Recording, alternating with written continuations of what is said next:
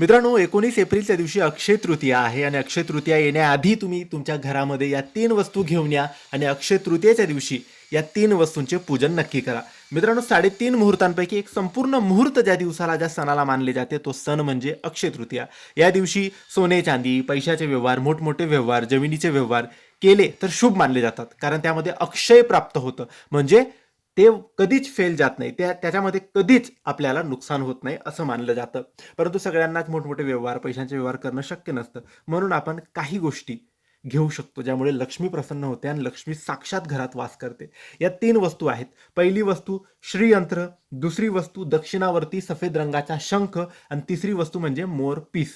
ह्या 3 वस्तू तुम्ही आणायच्या आहेत. कधीही घेऊ शकतात. अक्षय तृतीया येण्याआधी कधीही घ्या आणि अक्षय तृतीया येण्याआधी तुम्ही ह्या वस्तू घेऊन ठेवा. अक्षय तृतीयेच्या दिवशी पूजेमध्ये किंवा देवघरात ठेवून या वस्तूंचे पूजन करा आणि कायमस्वरूपी देवघरातच श्रीयंत्र, दक्षिणावर्ती शंख आणि मोरपीस स्थापन करा. रोज पूजन करा. याने लक्ष्मी तुमच्या घरात वास करेल, लक्ष्मी प्रसन्न राहील आणि कधीच पैशाच्या समस्या तुमच्या घरात येणार नाही. ही माहिती आवडली असेल तर लाईक करा, शेअर करा. धन्यवाद.